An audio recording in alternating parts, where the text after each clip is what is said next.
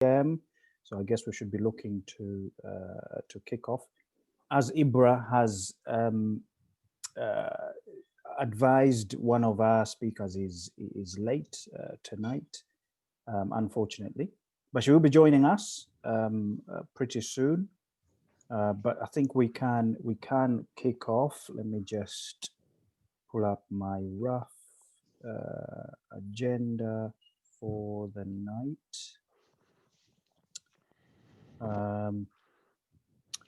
So on the list, we have 3 speakers tonight. I believe we have Robin Kaugaba, we have Ibrahim Masembe, and we have Rehma Kawoya. Thank you very much for joining us, and we really do appreciate your time, and we appreciate you offering to give us a talk tonight in your various skill and careers. We really do appreciate that. So without further ado, I think, unless I've missed something, I understand Mr. Karugaba is actually on a schedule to be on another meeting early this afternoon, or this evening, sorry. So we might as well kick off with him and hear what he has to present to us tonight. Mr. Karugaba, please. Hi everyone. Can you hear me? Yes, we can hear you loud and clear, please. Okay. Is it possible for me to share my screen? Yes, I will. I don't know if I am host yet. Yeah. Let me have a look. You can share your screen now. Yes, you can share your screen. Good.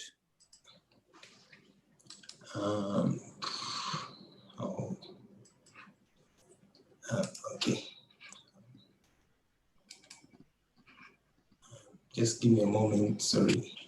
No problem.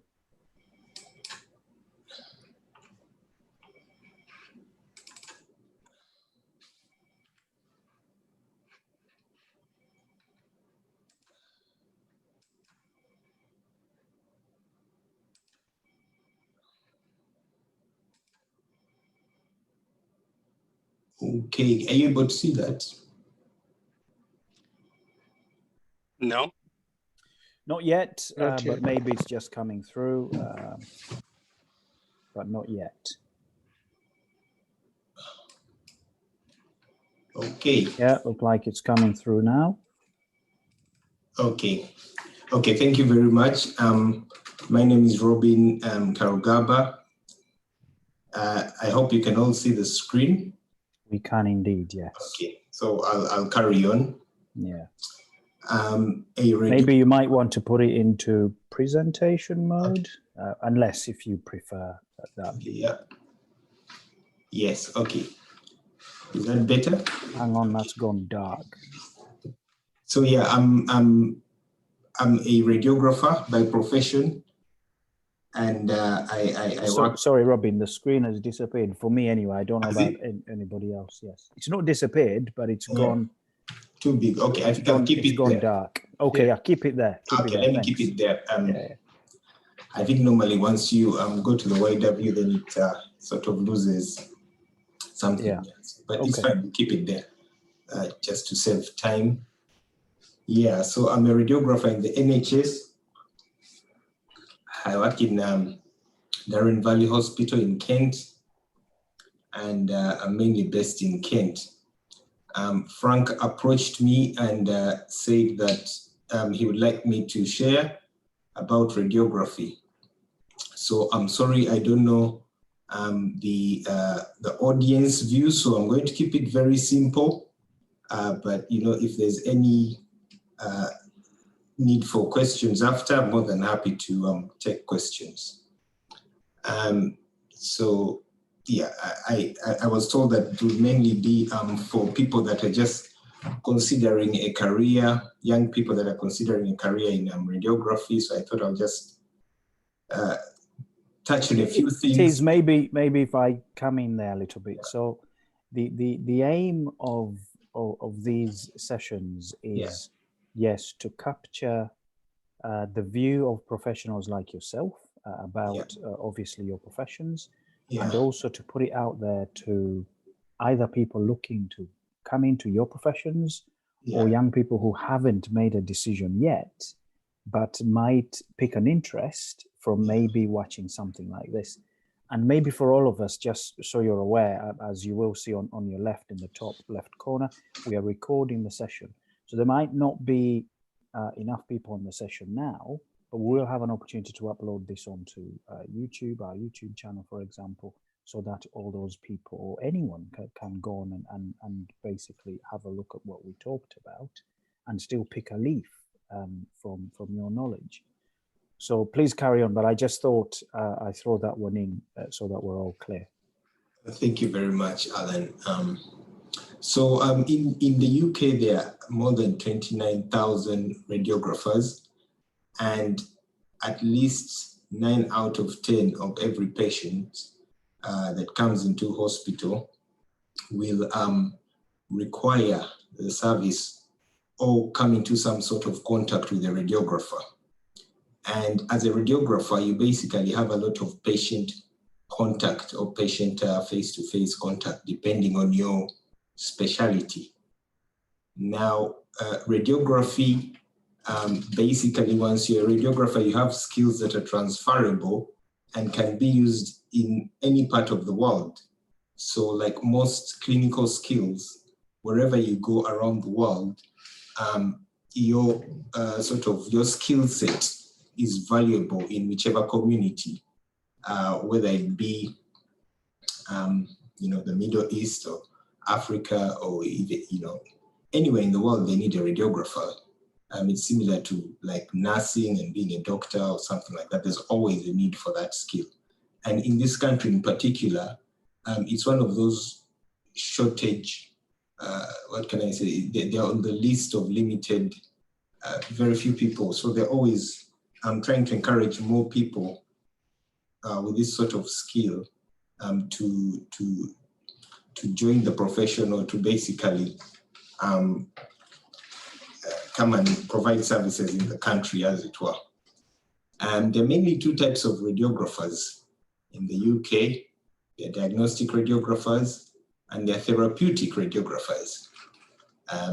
So basically, radiography is a field where you use radiation or high energy sort of photons to diagnose pathology, which is basically disease processes, and also for therapy, so to treat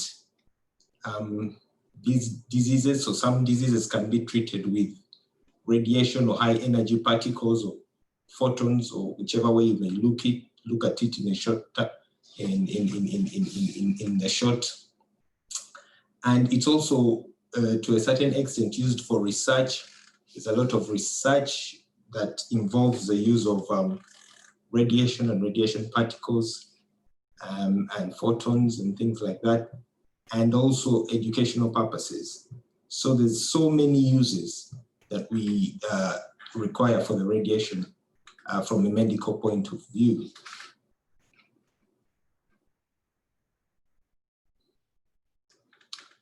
So radiographers mainly use sort of high-tech, expensive equipment. And obviously, because we're dealing with radiation here, you sort of have to be skilled and also be particular in the way you administer it. And it obviously has to be justified. Normally, this is done by a radiologist because as a radiographer, most of the time you're working as part of a multidisciplinary team, and you sort of have to be able to work within the team.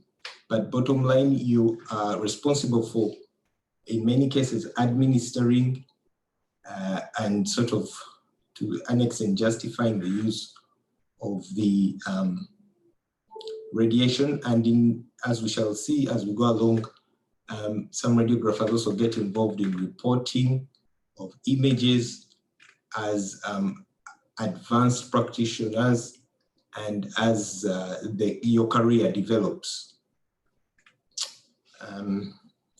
A lot of the times, especially the way we work here in the hospital, you're working as a team and as part of a group, especially when it comes to treating complicated pathologies and things like that. So this slide is just, can be obtained from the Society of Radiographers website, and it's basically showing a career framework that one can progress through when they decide to become a radiographer.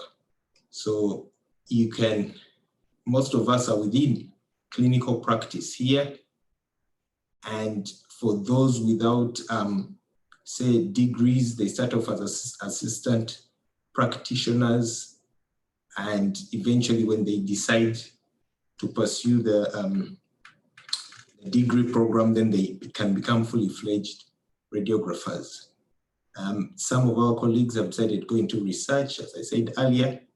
Others are within education in the universities, and others progress to become high-level managers and take on leadership roles within the National Health Service, the private sector, even at national level.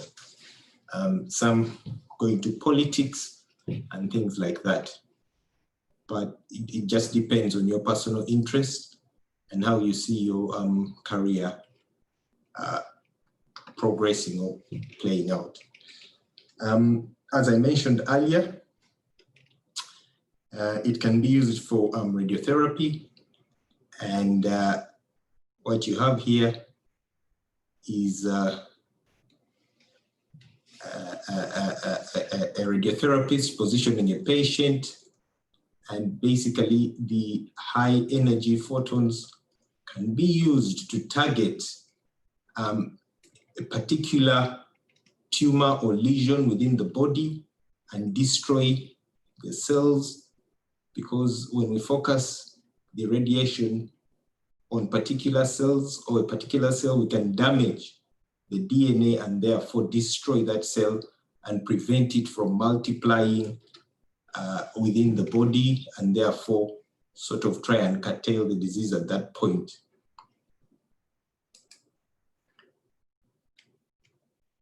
This is just a general radiography slide, and I'm just showing you, sometimes we take pictures of patients when they are standing erect, sometimes supine, lying down, prone, lateral positions, all sorts of positions. And this is just a picture of a chest X-ray, just to show you the kind of imaging we can come up with, and just showing the anatomy of the body. As a radiographer, you get the privilege to look into the body, and normally you're the first person to view these bodies and pick up or just see what's happening within the body. So it gives you a good perspective on life sometimes, to appreciate, the anatomy, the physiology, the way a body is designed, and the way our bodies work together, and how, we can keep healthy and things like that. Another part that you can specialize in radiography is what we call nuclear medicine. And this is the use of photons, gamma rays. In some cases, they can use beta particles and alpha particles, but this is in particular a bone scan. And the way this part of the field works is you have radiation, and you target to a particular target, and you focus it to a particular organ of the body.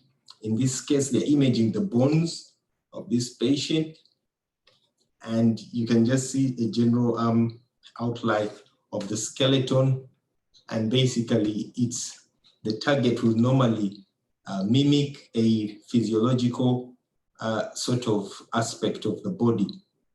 So in this case, we get technetium, which is radioactive, and we target to phosphates, which is all done in a lab. And then you inject it into the patient, and you can image the patient and see how the bones are functioning, and if there's any spread of disease to the bones, such as cancer or things like that, you can be able to detect it. Now, obviously, once you pick that up, that will help the clinical team managing the patient or the multidisciplinary team to determine how to approach the patient's disease and how to treat the patient. Obviously, as you can appreciate, a patient that has no lesion or say their disease has not spread to the bones, we're talking about cancer here, would probably be treated differently from a patient who has multiple lesions to a patient who has a solitary lesion. And all that will determine whether the patient could have surgery, the patient could have chemotherapy, the patient could have radiotherapy, or a combination of the above. Moving along swiftly, another specialty could be sonography. So some radiographers progress as they advance in their careers to become sonographers. Sonographers use ultrasound, which is high energy sound waves. So it's just sound waves, but high energy. And basically they are sent forth and they bounce back, and the echoes that are reflected back or refracted back are detected with the probe, and that is then processed and you can come up with an image. And again, this one is opted for a lot because there's no radiation exposure. So not all the fields of radiography generally have radiation, but some, it's just all the use of high energies along the energy spectrum. So obviously ultrasound plays a major role in obstetrics, gynecology. Now it's being used for joints and things like that. Another aspect is cross-sectional imaging, and you can again choose as X-rays or MRI, which we call magnetic resonance imaging. CT is simply computed tomography. And again, you can produce various sections of slices through the body at different levels, whether it's, this for example, these are axial images, these are coronal images, and you have sagittal images there. And you can see exactly what's happening at different levels and even measure the level of disease. And then after you've treated the patient, you can also measure the level of progress and recovery, and also try and quantify that to some extent. You can also become, as you advance in your career, you can go into reporting and just begin to report the images that you're acquiring. As I said before, some people opt to go into academia. They'd rather teach other radiographers, mentor other radiographers, get involved in research. There's a lot of research about the future of medicine, where again, imaging plays a major role. Right now, there's artificial intelligence being developed, which I personally think will play a major role in transforming health services, especially in developing countries where we don't have clinicians, but we can get the software there and it can sort of help the wherever there's a shortage of actual clinical skills or people with clinical skills. The artificial intelligence may solve that problem for us going forward in the next 10 years or so. Some other people decide to get more involved in designing the equipment, making it more ergonomic for other radiographers and to use. And also, there are mobile units now, so the equipment is becoming less and less bulky. Others decide to focus on archiving, database management of the images that we acquire and how best they can be saved for, for prosperity. As you know, the database is always growing because every day multiple images are being taken. This is just showing you the future. Over here we have MRI, which I told you was a magnetic resonance imaging. the patient is put in the middle of a magnetic field, and then radio frequency waves are also used, and they sort of destabilize the hydrogen spinning sort of particles within the body, and as they recover, the energy they give off, we develop these MRI images, which are cross-sectional images. It's becoming more and more functional now as the technology develops, and and in the middle here we have computed tomography. This one we use X-rays to produce this, and then on this side we have the nuclear medicine images, which focus on the physiology. So right now they're producing scanners that we call hybrid scanners that can fuse two aspects. At least now we're fusing two aspects. Sooner or later, using software, we can even fuse 3 aspects of this. So basically providing a one-stop service. So you can have the physiological imaging, you can have the anatomical imaging, and you can put the two together to come up with a better picture of the patient's pathology. So as you can imagine, sometimes disease processes happen at a cellular level with just a few cells, especially sort of cancerous kind of processes. So being able to detect these at a cellular level, basically almost micro disease, and being able to treat this disease at an early stage gives the patient, hopefully, a better outcome. That's what you would expect, at least for some of them that are curable, some of them that are treatable. And so it's trying to intervene in these patients now at an early stage that is becoming a priority. And that's where the future is heading now. So it's going to go more and more into hybrid imaging. Again, this is hybrid imaging for the brain, and you can use it to see not only anatomically what the size of the lesion is, but which part of the actual tissue is affected. So if you're going to go in and intervene surgically, if you're going to do a biopsy or something like that, you know where the active disease is within the actual tumor itself. So localization of disease is basically key, and beginning to play more and more of an important role. So someone would want to know, how much do I earn doing this job? So basically, most radiographers start out here on the agenda for change pay scale, around a band 5 with a degree. You've just left uni.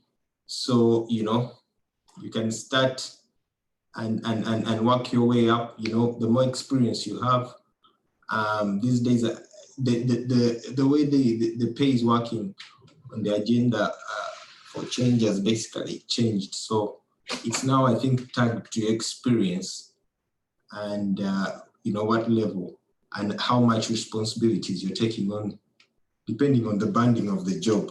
But most radiographers would start here, and then, you know, it's up to you. But this is within the NHS. In the private sector, the pay scales are slightly different.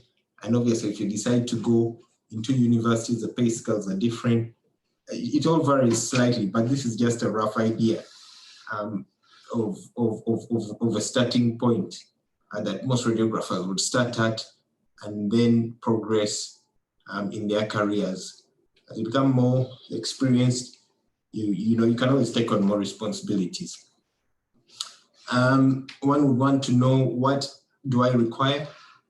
This is taken from University of West England, and I think it just gives a good overview of sort of the requirements a student would be looking at achieving in order to be enrolled on a radiography program. And I'm sure it's similar for most radiography degree programs being offered at universities in the UK.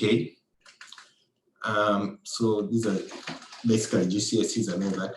But if you don't have the required GCSEs or A levels, I think you can always do an access course as long as you check with your university to make sure that that access course will be acceptable for the degree you're intending to enroll on, because different universities consider different access courses or foundation degree programs before you can get on.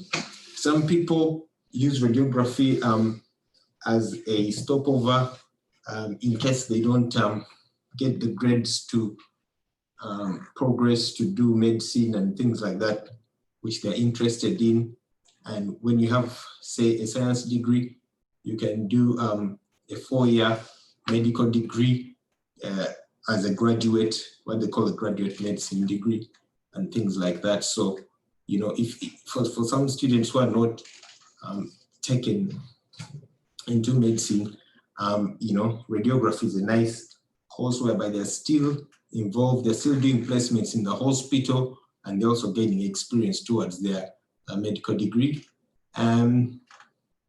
If you're good at communicating, if you don't mind working closely with patients, if you're caring and supportive, and if you can be calm and composed when dealing with difficult situations and emergencies, and if you're confident working, you know, with technology and computers and things like that, then, you know, this could be for you.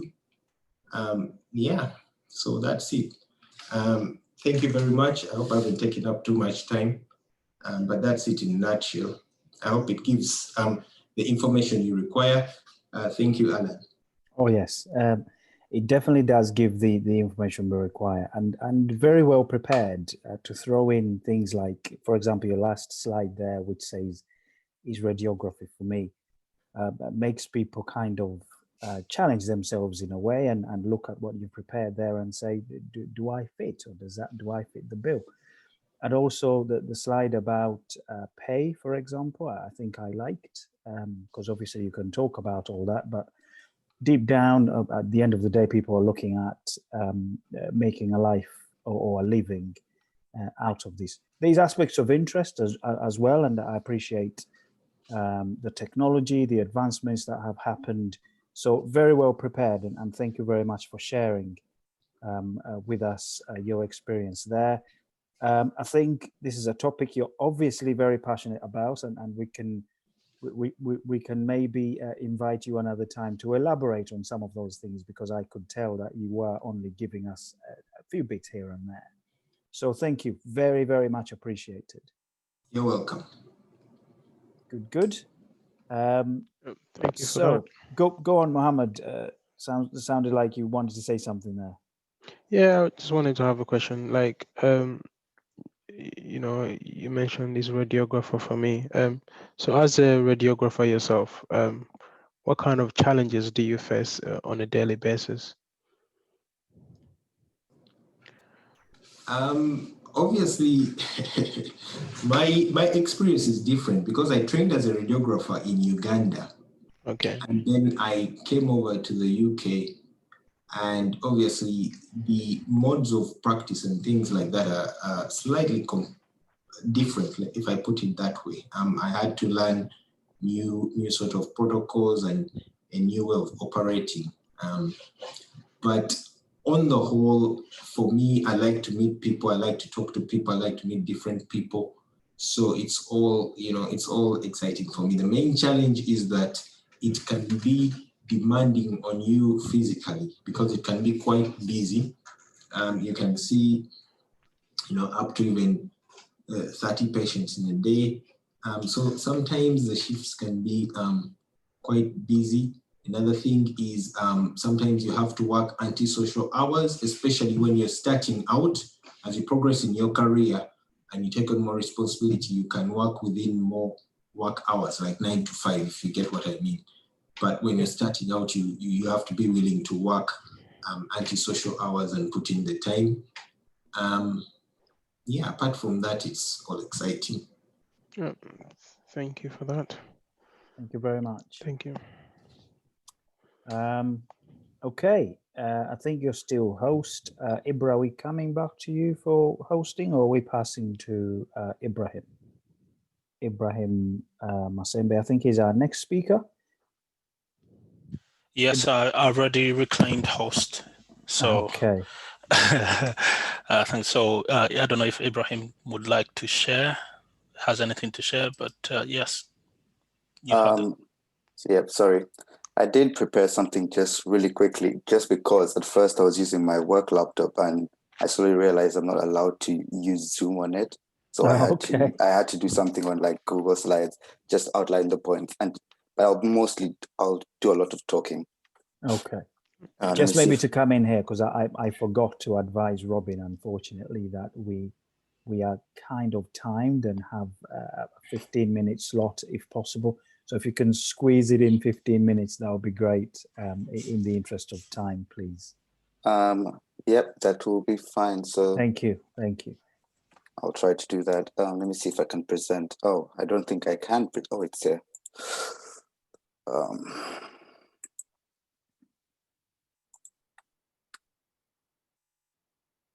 Do let me know when you can see my screen.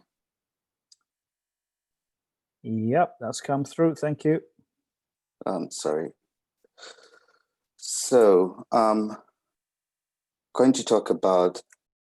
So I think on the slides on the promo material, it did say we'll talk about accounting and economics. I will talk about those, but I don't basically do a lot of accounting, and I basically work in information risk management, and I've been doing this for I think 2 years. I'm coming to 2 years now. And what exactly is information risk management? So this would be what they call technology audit. And in terms of technology audit, I mean that I assist the financial audit team, who would be your basic accountants who look at like company financial books and see if they do give a fair representation of how a company stands. And I mostly focus on the IT aspects and look at the systems that could influence, that someone could use to alter the financial records.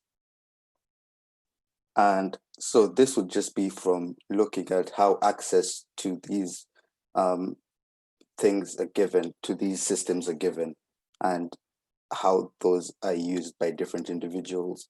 It could be anything from passwords. It could also be to looking at how people access them and see if there's any risk posed by how people are using them, or if they're using them and they're like loopholes that someone can use. Maybe let's say someone can change a credit limit of a customer and maybe just send themselves money, and there'll be those type of things. Maybe someone is a super user and all these things. And in this, we'll have like 3 different types of ways I'll do my work. So we could be called in by companies just to do their internal audit, and that would just be to make sure that their systems are on par with industry standards. Or we could be called in to provide assurance and say that they're using ISO standards, which are in international standards, and they meet the benchmark. So I do have a colleague of mine who is working on a military company, and they're just doing this assurance work for the Ministry of Defense. And then external audits, as I've just explained. So for an external audit, it would just be based these are done yearly, and this would be looking at anything that can affect the financial statement that's sent to the shareholders once a year, to make sure that their money is used right and they know where the money is going. So as I was saying about like the number of people who use these services. So financial services, pharmaceuticals, technology, basically everyone needs the service of audit, of having their books audited. It is a job that has a lot of things. So I'll just basically explain one of the days in their life, because no day is the same. And I'll just start from the cycle, how it happens. A company, so there are different professional services firms which provide all these services. And that would be the big four are KPMG, Deloitte, Ernst & Young, and PricewaterhouseCoopers. These companies have been there for over 100 years, and companies are required by law to have their books audited and get reasonable assurance. So there are two ways that a company is given the task to actually audit another company. One would be by government mandate, where after 5 years or after a period of like 10 years, the group of auditors has to change to prevent people from getting a relationship with their auditors and having the management of a company maybe influencing them to say that, can you alter this and make sure that our books look like we're making a lot of money, even if we're making losses and we're going bankrupt? Or you could pitch with another of the audit providers, and you pitch to the board and say why you think that your company deserves it and why your company is the best for it. This is done normally by the partners or by the managers of the team, and then they'll pitch this idea to the company.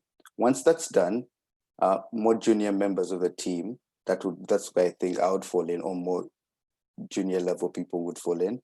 So this would be where the analysts, the assistant managers, and the managers go into the client and have different interviews and ask different questions and try to see if there's any fraud done or if they're telling the truth. And you'll have to be, basically, the best people at this job are good liars, because you need a thief to catch a thief, basically. So a lot of questions are directed in making sure that someone is not lying to you. And you just have to be there to take note and be a good. So yeah, analyze the situations. I'll give an example of two companies, which I think people may have known, which people may know, and what has happened to them. So these are just companies that KPMG is now doing the administration for, which is basically a fancy word of saying they're going bankrupt, and we're trying to look at their books to see if we can salvage as much money for the shareholders as possible. So there's Patisserie Valerie, and then there is Thomas Cook.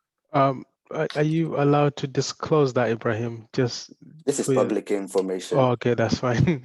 I'm very careful for what I'm allowed to disclose and what I'm not allowed to disclose. So this is information that people have said. If you want, you can just Google it and you'll see they've gone into administration.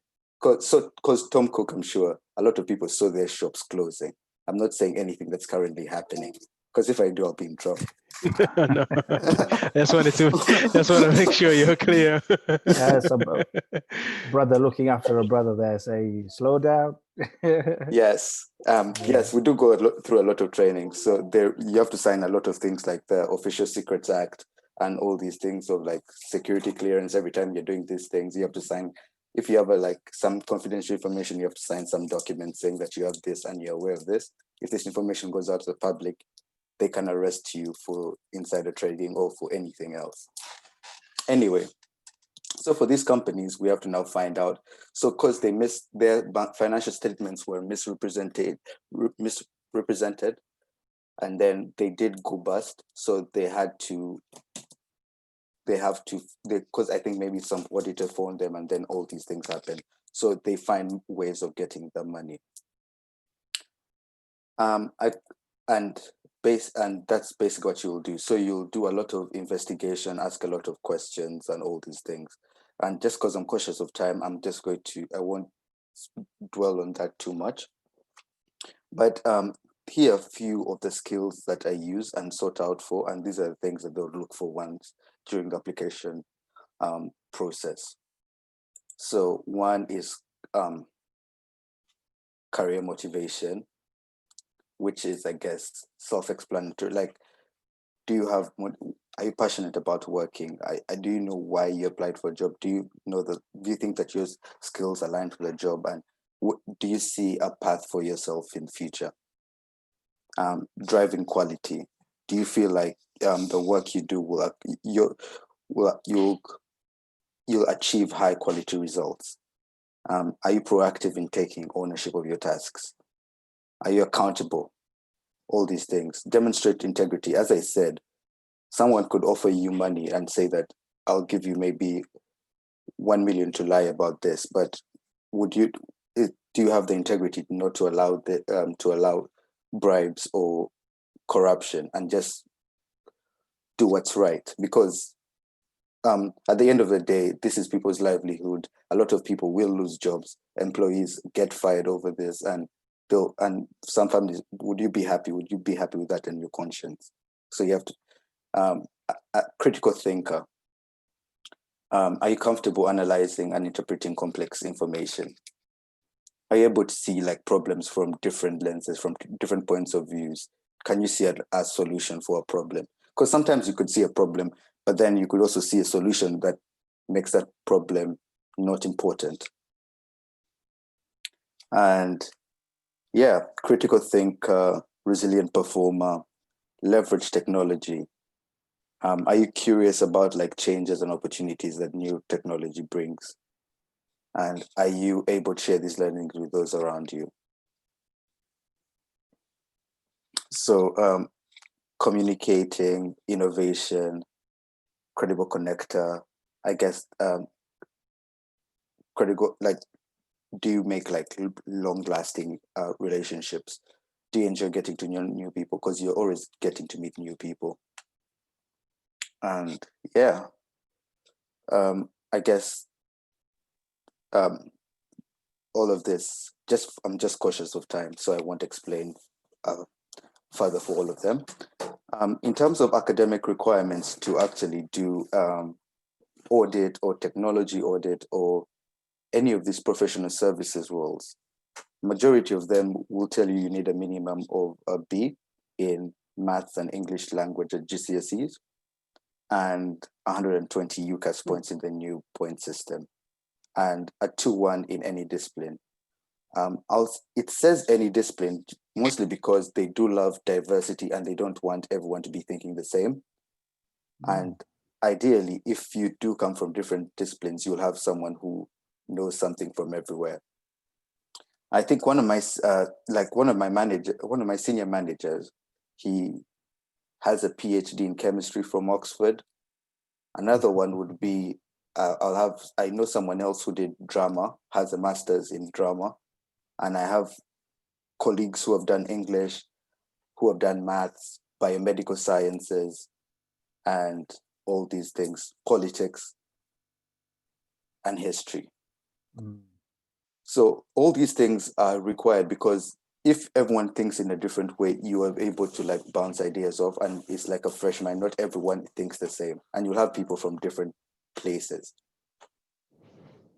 That's interesting. If I may throw in a question in there, it's interesting that any discipline will get you there. But Yes. Do you have to add something on to be an auditor, or are you trained on the job? What's added to kind of give you that skill? Yeah, that's what is catching a thief or being a thief. You know. Yeah. So you're constantly getting trained. You'll constantly have different trainings. You'll be moved around the country so many times. If there's a training, let's say, if you're based in, let's say, London, and there's a training in Manchester and you have a slot, you will go to Manchester. They'll pay maybe for your hotel and you'll stay there for a week and you're just being trained. We also go for the chartered, like, so because I'm doing technology audit, even though I'm not doing in numbers, I do have to get a certificate in finance, accounting, and business, just because to understand the terminology and to understand how that works. So that is the certificate level of the ACA. Also for the auditors, you will go to class for your ACA things, and you'll have to do 15 exams, which is all paid for, and they'll give you all the material and all the support you need to actually do all these things. Okay. So this is the workplace supporting you, and that's, I guess, a good thing for anyone looking into a career like this one, to know that they will be supported to get to where they need to get to. That's Yeah. very good. So you will leave with different qualifications, and there are different opportunities to push yourself to get as many qualifications as you need. And so if you're more interested in the technology qualifications, you can get those qualifications. If you want to be, let's say, a certified information security professional, you can get that.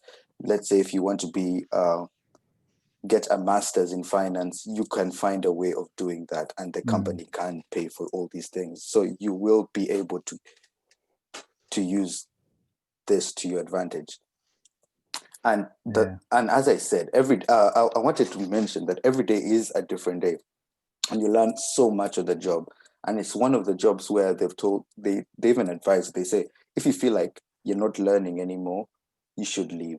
If you feel like you know, and you should get something else. A lot of people do leave just to get a different feel, and then they come back so that they can understand more. So there is a lot of learning, and there is that's why they really want you to be, ideally though, one should be a high achiever and be able to have a questioning mind so that you can see. And that's where the career motivation comes into play. Because if you have the motivation, you will want to learn as a lot. You won't want to be in something that you feel like is not using you to your full potential.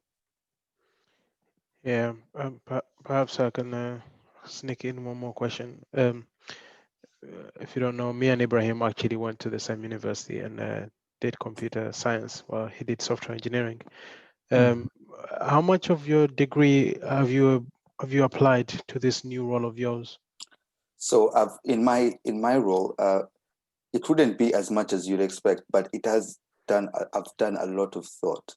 So I have, in terms, because I don't know if you remember. So for my final year, I focused on data analytics, and I really wanted to understand data analytics because it was a new field, and I wanted to go into big data. Yeah. So personally, I got more involved in the data analytics roles and trying to understand how this is and getting more training. There's so many opportunities, and I managed to get involved in some projects which are data analytics related, and I've had to analyze big amounts of data just to get information that could be financially beneficial. And that's one of the things I've used. And then other things would be me just knowing how software is written or code is done. I can read code that has already been there and see what the code actually does. I have a better understanding, and I can translate it into layman's things so a reviewer, and we can be able to place some of our assurance that the code is doing most of the job and no one can do anything with this. And I can make sure that the code is actually doing what it says, what the person who's telling me does, it actually does that. So those are things that I've actually been able to do. Thank you for that. Yeah, very good. Yeah.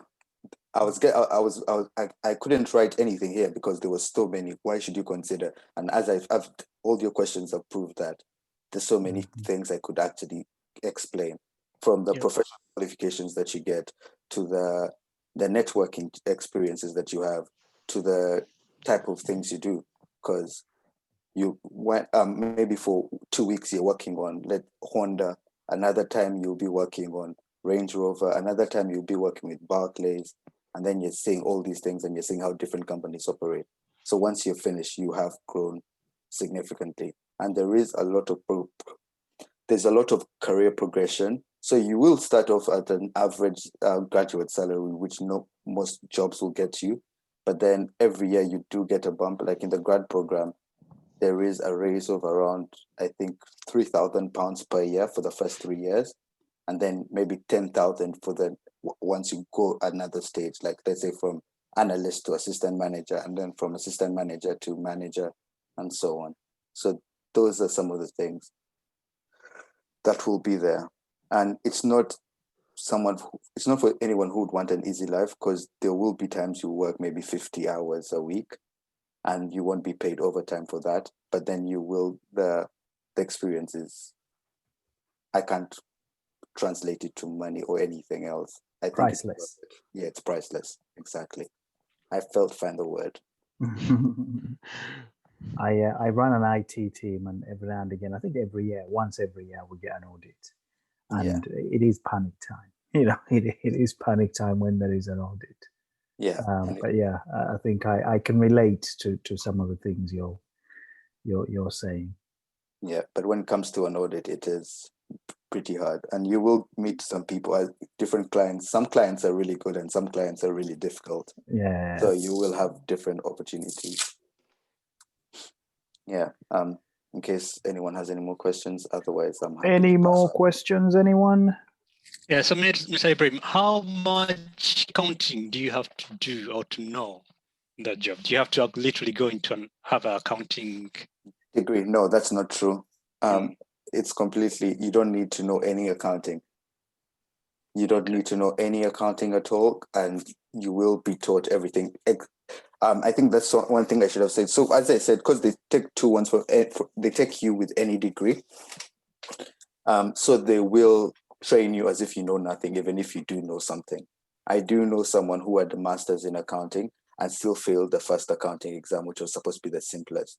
And I do know someone who did history and got like an 80% in their first accounting exam the first time they did it. Wow. So wow. I think it's the luck of the draw. Like everyone, they will train you to whatever, there is a lot of support, and they will give you like study leave as well to study the material. That was going to be one of my questions, actually, because I find even if an employer gives you the opportunity to train, time is always an issue. Yes. To get that training in. They might give you the training, give you, let's say, a voucher, whatever that might be, but finding the time, or them giving you the time to take that training, tends to be a challenge. So it's good to know that you will get some study leave. You will get study leave, and there's a lot of support from the team. Everyone understands when you have your exams. You can say that I have like an exam next week, and they will be understanding of why you're not doing as much work as you could have been doing. And then you also have an opportunity to buy up to 2 weeks extra holiday for the year. So if you want to use some of your holiday for studying, you can. So you can give up some of your salary to get more holiday, and then study, and you will pass. And everyone is so nice, and they will help you. In case the people who have done the exams, you can ask them if you have help, if you need help. Good. Okay, I think, yes, time is not on our side. I don't know if you were still going or had any more to present. That's fine for now. I think I can that covers it, especially for the time factor. That's okay. Thank you. Fantastic. Again, very well prepared, very much appreciated. Thank you very much for the time and for sharing with us very, very interesting careers out there that you could say we are aware of, but it's good to see someone in our community doing that and to get their view on it. So very much appreciated. Thank you, Ibrahim. And to our last but not least presenter, Rehma, very, very good to see you. Thanks for joining us. I know you had some challenges, but you've made it in time. I wonder if your audio is working, because I can't hear you. My audio. I can hear you now. It is working. Is it working? Yes, we can hear you. You're good to go. So you're good to go. Obviously, we are at time critical. If you can try and squeeze us in 15 minutes, that would be great. There you go. You got a timer. Amazing. I'm sure that belongs in the kitchen somewhere. No, this one is in my office. I've got a timer ready to go. The floor is yours. Set on 15 minutes. Yes. Okay, thank you very much for inviting me. I'm supposed to share my screen. Okay, let me share it. Am I sharing? Yes, you are sharing. Okay, I'm going to give you a quick rundown on how to become a pharmacist. Sorry. Okay, how or why do you want to, I've given this chart before to some people, so some of you may be familiar with it. I apologize for that, but there we are. So I'm talking about being a pharmacist. I am a registered pharmacist here in the UK. And I think I've been practicing for a number of years, and yeah, it's a very interesting job. It's a privilege to actually be a pharmacist, I have to be honest. So on your journey to becoming a pharmacist, it takes from the journey should start from when you're really young. So it starts from when you're about 10 years old, 9, 10 years old, which or at least that's for me, it started around that time, or it started a bit earlier than that. But for an average pharmacist, it should really, if you really want to be a pharmacist, or any job in fact, you should start from the age of about 10 to start to narrow down what you really want to do. So eventually you want to become a pharmacist. So the first thing you need to ask yourself is, what is pharmacy? What is it? Lots of people say, oh, Luganda is bagamba mubala dagala. I think that's what everybody tells me in Uganda, a pharmacist babala dagala. Absolute nonsense. That's not what they do. They do some of it, but that's not what they do. But what do you think? And I'm sorry to interrupt in your 15 minutes, but what do you think a 10-year-old? I'll put a stop. I'll stop. What do you think if a 10-year-old asks themselves that question? Yeah. What answer will they give themselves? I think I'm going to tackle some of that as well, because on the journey I do point that out. So one of the things you need to really answer is your why. When you're doing anything, you have to really focus on your why. Your why is your thing. It is the thing that's going to carry you through the tough times. Your why is going to be up there. I mean, on my WhatsApp group, there's a photo, I think, or there used to be a photo of my why on my picture board right here in my office. There's lots and lots of pictures that show my why. I don't know if I can show you my whys in my office. So your why has got to be in front of you. That's the most important thing.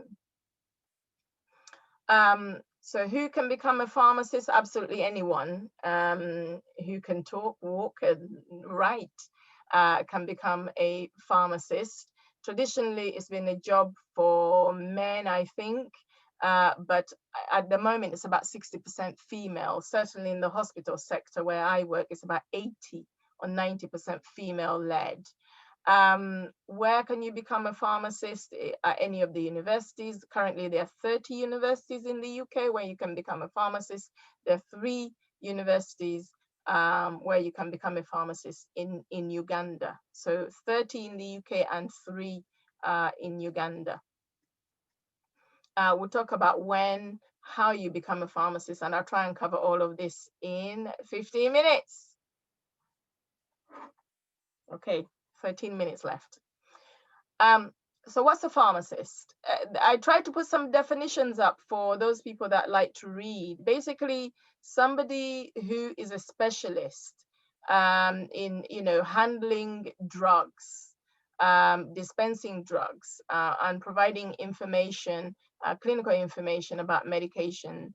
And you're providing information to both healthcare professionals and patients and other colleagues. So you could be providing information to the police, for example, or to NASA or the FBI or whatever, as a pharmacist. In the UK, a pharmacist is just one part, a small part of the whole healthcare program for the patient. So a patient will have a doctor, a pharmacist, a nurse, physio, and so on. But so a pharmacist is just one part of that healthcare provision service. The pharmacists are seen as the experts in medicines, and I don't apologize for that. They're just experts in medicines. We spend about 15 years, the minimum is 5, but the average is about 10, but up to 15, maybe 20 years learning about medications. That's 7 days a week for 15 years about medicines. You can't learn enough about medicines. So we do have the clinical expertise to be able to command the respect of the pharmacist. You need to know about the formulation. I don't know if people know what I mean. So I've got a Pritt stick here. Pritt stick is a formulation of some kind. There's glue, there's white stuff, there's color, there's stability, there's stickiness, and all of that. So we need to know about that formulation. We need to be able to control the quality of the product that is being produced, or the quality of the information that is being produced. We need to make sure that we know about the safe supply and use of medications by the public.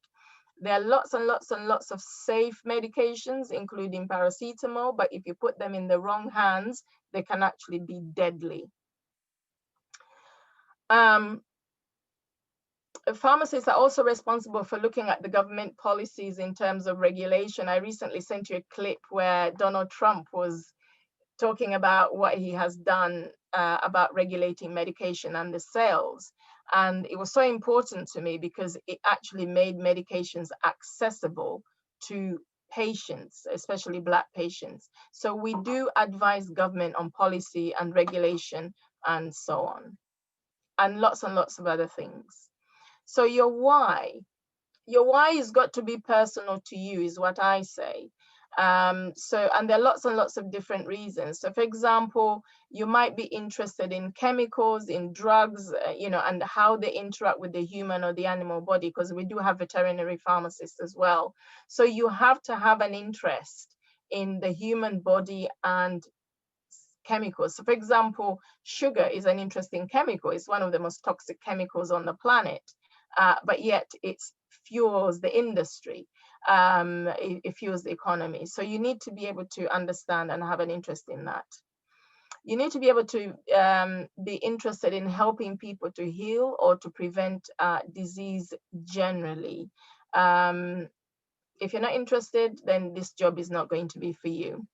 Pharmacists have to be at the forefront of technology. And I put this forward because, so for example, finding the cure for COVID, if there is one, is actually utilizes pharmaceutical technology and pharmacology to be able to engineer the drug that actually is going to treat COVID, if there is such a thing. We have lots of pharmaceutical engineering in cancer treatments, in genetics, in parental nutrition, and in public health as well. The reason why I like pharmacy is because it's a very clean job within the medical field. It's super clean. We don't really touch and, and open a lot, unless of course if you're a specialist in that. But there are pharmacists that do that, but you can be quite remote from your patient, treat them and walk away quite clean without any risk to yourself. So that is really, really wonderful. It can also be very dirty, but it can definitely be clean. Pharmacy is relatively predictable working hours. It's got good status within the community. It is a job that you can do worldwide. But above all, I have to say, please do not do pharmacy if you think you're going to be very, very rich, because you will be quite disappointed. So please don't do pharmacy if you think about money. But your why has to be very, very important. So for example, people ask me what was my why. My why was when I was about 11, I went to the dentist, because a lot of people that know me, they can see that I've got brown teeth at the front. And my dentist said to me that was caused by a chemical called tetracycline.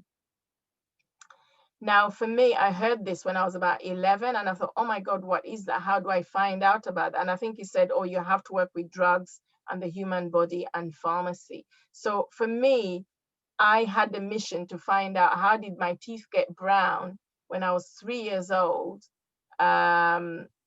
with this chemical called tetracycline. So for me, when I got to university and suddenly we're talking about tetracycline, I felt like, yes, I have arrived. I know what happened. So for me, that was one of my whys, apart from all of those things. So what I'm trying to say, isn't that a medicine, tetracycline? Tetracycline is an antibiotic that was given a lot to a lot of Africans. Yeah, we all got that. Unfortunately, it caused a lot of bone damage. And it's a drug that we do not use in children because of it attacks the teeth and the nails and the bones. So we don't use it. So for me, that was definitely up there as one of my whys, because my dentist told me this when I was 11. And I don't know, I never looked back. Mm. So to be a pharmacist from the age of 10, it takes about 13 years to become a pharmacist. That is just the minimum is going to take you to become a pharmacist. So for parents out there, you just need to prepare that you're in for a long haul. And the reason why you need to know from the outset is because you know that you are going to support your child in this process. And if they falter, the 13 years become 14, they become 15, and you need to keep pushing this boat along. So you need to start early from the age of 10 and then upwards. So hopefully the earliest you can become a pharmacist in this country is, I think 23 years old is when you become a pharmacist. I think, I can't work out the maths because it keeps changing, but I think that is the earliest you can be registered as a pharmacist. I'm still not clear on how a 10-year-old starts on that journey. Let's explore. That's a really good question.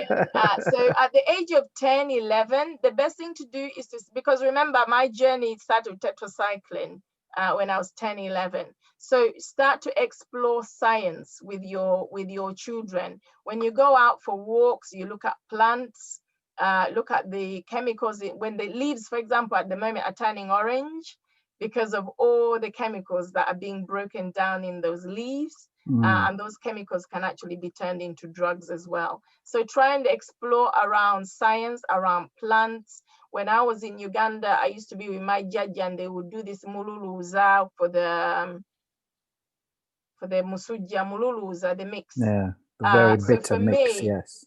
For me, I'll be curious. So how does this mululuza work? Why does it work? So for me, the pharmacy was already embedded right from my genetics. So for example, one of the chemicals that Africans use is emumbwa, which is clay. Clay is actually absorbs toxins, probably absorbs the toxins from the stomach and makes your stomach better. Just the clay, not necessarily all the other dagala but just the clay itself. So for example, charcoal, which is Ebisidians, right? Yeah. Charcoal is a very good anti-poison. So if somebody is poisoned by paracetamol, believe it or not, even in this country, we give them charcoal, to circular charcoal, and we just pour it down. So just by being aware of the environment and the drugs around you and exploring this child or children, and getting books and reading about it and speaking to other pharmacists like like right now I've said charcoal, and lots of people look at charcoal differently going on forwards, going on. So start to explore around you. How do chemicals work? Even this thing that screens, that cleans your TV screen, that is a chemical and that can affect your system. So just try and explore about that. You have to put out, when you're going through school, you have to put, high school this is, you have to put a lot of emphasis on sciences, particularly maths, chemistry, biology, and physics. Those are the 4 sciences that you have to be a chemist. You need to have at least 2 of those to be a pharmacist. Obviously, clearly, you need to have chemistry, and then you need to have either biology or maths or physics, or all of them if you want, or 3 of them. But you definitely need to be able to have at least 2 of those as A levels. I'm going to emphasize, not AS levels or IGCSEs or anything else, but A levels to be able to do those, to do the course. You have to have extracurricular activities that are relating to health, for example. So for example, I was part of the St. John Ambulance Brigade from the age of 10 or 11, from the age of 11, 12, up to about 18. I was a St. John Ambulance cadet. Maybe you could do Girl Guides or Scouts or any volunteering work within UCOMM, for example. But all these things will play a part in the university deciding whether you will be a pharmacist or not. So it's not about academics, it's about your all-rounder picture. So when you're between 16 and 18, that's when you're doing your A-levels, you now have to focus in on your sciences. That is just, it's just, you can't do computers or whatever, and then go on to be a pharmacist. You have to do your sciences. It just does not matter. Ideally, I would recommend that you do your individual sciences, even if at university, at college, they say, it doesn't matter, you'll still be fine. well, I can tell you when you get to university, you will not be fine because you would not have done enough science to be able to do the course. You'll be always trailing behind everybody else. So you must also squeeze in some unpaid work experience, maybe speak to your local chemist to get some, oh my God, my 15 minutes are up, get some 15 unpaid work. University, you have to apply by January 15th. The university course itself is 5 years, which has got a lot of challenges. And then eventually between the age of 23 to 24, you'll become a pharmacist. It is actually then at that point that you actually struggle to stay as a registered pharmacist, believe it or not. It's actually harder to stay on the register than to get on the register. My time is up, but I was going to give some practical tips, but perhaps I'll answer these in the Q&A on what you need to read and what you need to do in order to be a pharmacist. I won't go into that because my time is up. I was also going to show you examples of pharmacy jobs that you could do. So for example, you could be in let's explore that. Yeah, these are all the an jobs extra that 2 minutes. do, information technology. Some of the challenges, pharmacists are not failed doctors, and it's a very, very tough course. It's the hardest course to enter in Uganda. Pharmacy is above medicine in order for you to be admitted in Uganda. There's lots of challenges at university because remember, you are working with drugs and alcohol as part of your day-to-day living in the labs. So lots and lots of temptations in there, lots of illicit drugs. You know, it's the first time you're going to be given some cocaine and some heroin right in front of you there. And, you know, you've got to navigate those challenges. There was a guy called Stephen Sechi, he's a Ugandan guy. He was a farmer. If you look him up on YouTube and you type in farmer to pharmacist, is a guy who I would say would really, really motivate young people on how to be. Again, I had some YouTube videos set up, but obviously the time won't allow it. So what I'll do is I'll take questions. And sorry that the talk was really, really short. Questions? If you can then maybe display that slide of was it jobs or something that you can? It's that one, I think. Yes. While we ask questions, so people can. Okay, I can. Yes, have a read through. Zoom in on that. I'll take some questions. Are the questions in chat or is the host going to ask? No. Everyone's free to shoot a question. Okay. So, are there any questions? I interrupted you, so. I think I've used up my time. Ate into my time. I'm sorry. Any questions from anybody else? Oh, very, very interesting to hear what pharmacy really is. I was under the impression, you know, pharmacies, Baba Lampeki. It's far from it. Yeah. So you mentioned that it's harder to stay as a registered pharmacist than to actually qualify. Yeah. What are those challenges that come with that? And why is it difficult to stay as registered? It's difficult to stay registered because of we are regulated by the General Pharmaceutical Council. Yeah. And the General Pharmaceutical Council has set rules for you as a pharmacist because our motto is first you must do no harm. That's the Latin translation.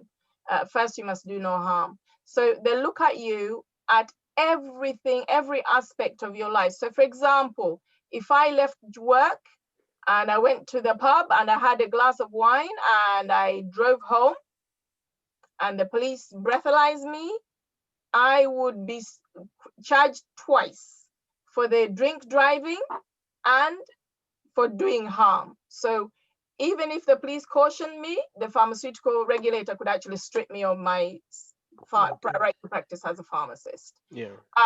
So there was a pharmacist who, I'll give you two examples that were very real to me right at the beginning of my career. There was a pharmacist from, I think, Nigeria, who was staying in her house, and in her house was a cousin who came to stay, who didn't have the right papers. Yeah. the neighbor reported that cousin. So the cousin was deported. The pharmacist was stripped of their right to practice. And what's the reason there? Not a responsible citizen? Because they knew that person was illegal in the country. They have to report. I'll give you another example where the pharmacist went and gave a friend a lift. The police stopped them, and the friend had cannabis, lots of cannabis on them. The pharmacist was stripped. The pharmacist was stripped of their citizenship, of their right to practice. So it's really, really, really difficult. Even if your professional indemnity insurance was delayed, they will strip you. Oh, by the way, they strip you first, then no waza. So what do? Do you give lifts? Do you search people? I am very, very cautious. I remember when I first entered the Uganda community, because obviously I live in my house and there was lots of space. And I say, I can't. So this is our opportunity to explain to all those people who thought you were being mean. Yes. So it was either I had to report them or I had to lose my license to practice. So it is a lot harder. So apart from the fact that if you dispense a drug, by the way, if you dispense a drug incorrectly, it's actually a criminal offense in this country. So if I gave you, and remember drugs, it could be prednisolone or prochlorperazole, the difference between two drugs could be one letter. And if you dispense the wrong one, it's a criminal offense. Or was a late, it's gone. So let's spin this though into a positive presentation. The positive is that it makes try to convince people to join the pharmacy profession. So the question was, why does it remain harder to remain on the register? It's because not only do you have to think about your professional life, but you also have to think about your personal life, and those two can't. And sometimes zikontana. That's it. But the beauty of being a pharmacist is that you've got so many privileges. So for example, you can work with the police, you can work with so many regulators, you can sign people's passports, which is what I've done in the community. You can give advice. You can change the course of direction of a patient's treatment and their management. You actually write the treatment protocols for them. So how we work is that the doctors comes up with the diagnosis and they bring the pharmacist along to say, can you help us with the treatment plan? So the pharmacist will actually do the whole treatment plan, including when we take the bloods, when we do the scans, when we do the follow-ups, when we do all of that. So the pharmacist will write the entire protocol. This is very important, for example, in chemotherapy. Lots of cancer patients, it's actually the pharmacist who decides what treatment you're going to have. See, that's very interesting. Part of the project that I'm working on at the moment, we get given a surveillance plan or a protocol that has certain rules when checks have to be made or certain treatments have to be done. And we work closely with clinicians and also pharmacists. And you get given this huge document, and you have to cry for them to kind of narrow it down for you so that you're able to understand it. This has to happen at this time, or the age matters here, then it has to fall under this. The weight, what the kidneys are doing, and so on. It's very, very interesting. So for me, that's what makes pharmacy really, really exciting. It's about problem solving. It's about thinking on your toes.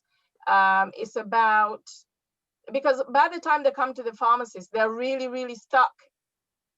And you're the final stop to cracking this puzzle. So you really, really need to be on top of your game. And the other thing as well is if a pharmacist gets it wrong, unfortunately, the patient can and does die. Ooh. We don't want to end on that, do we? No, we don't. For me,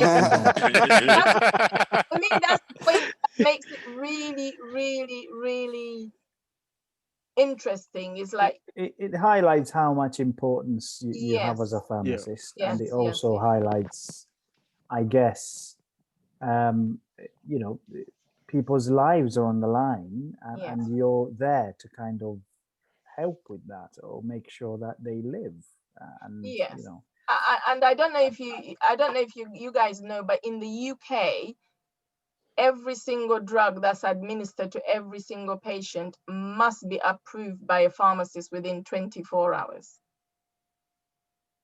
So if you went to you had COVID and somebody administered something to you on hour 1, by 24 hours, the pharmacist must say yes or no. We will either continue or we don't. okay. So for me, that's what's exciting. Good. Right. Time is not on our side. Are there Yes. any more questions for Rehma? Yeah, for me, this is not a question. It's more of like what Rem has emphasized on the extra activity. Yeah. I think the extra curriculum activity is underlooked in most courses. People, their children, kids want to do pharmacist, but they don't realize they need to do some extra activity. And this applies to pretty much any course out there. So I like the fact that you did emphasize that, and the parents should encourage their kids to try and find, some kind of extra activity that will lead them to whatever course they want to do. Yes, and also And to for me, add on that, don't just encourage. For me, what was interesting there as well is that you have to do this unpaid, and lots of our people, they're not into this whole concept of doing unpaid work. I had to do unpaid work as a pharmacist in pharmacy places. If you can't find extracurricular work, just offer yourself as unpaid, and the doors will open. Yeah, I think that's one of the advantage of these career Zoom sessions. So we identifying professionals in different jobs. So if parents out there and they watch this and they want someone to help them, let's say, get into pharmacy, get into chemistry, get into IT, they can contact us and we put them in touch with the right people. That's right. We need more pharmacists. Uganda produces less than 100 pharmacists a year, in a population of 40 million. Uganda is desperate, and there are only 3 schools of pharmacy in Uganda. There are 30 here. So I think we need to really emphasize those points, that we need more role models. We need people to push. I'm happy to speak to somebody who wants to be a pharmacist about pharmacy.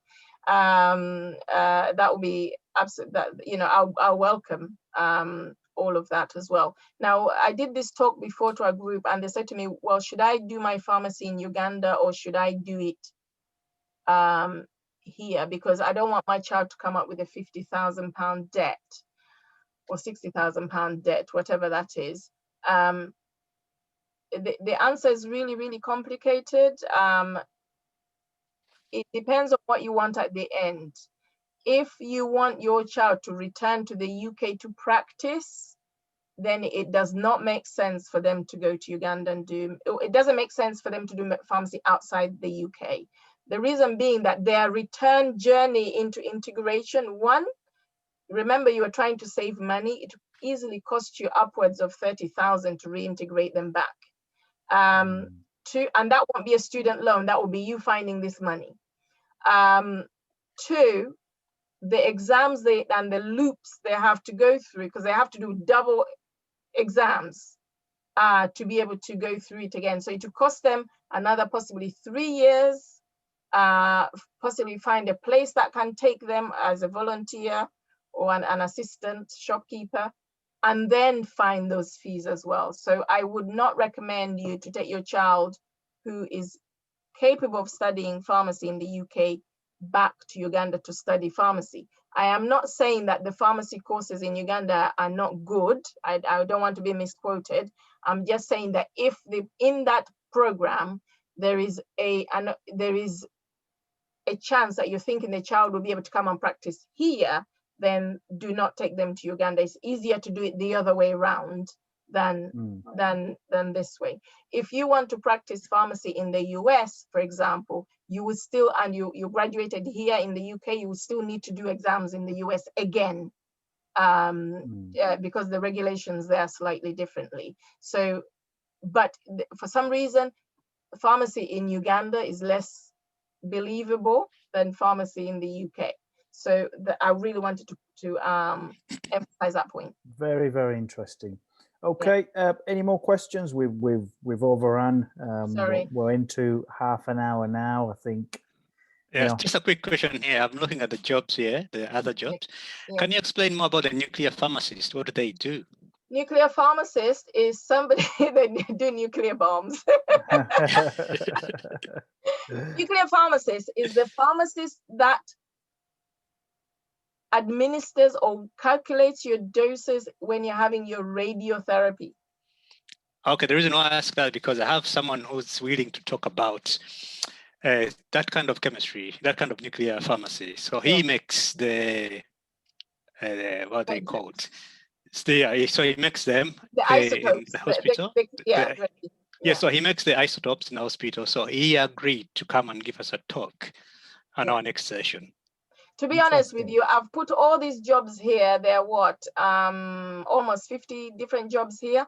All of these jobs are specialists, because once you finish your 5 years at university, you then need to embark on one of these, and any of these could take you anything up to 5 years to actually specialize in. So a nuclear pharmacist will be I'm not a nuclear pharmacist, but a nuclear pharmacist is very, very specialized in that area.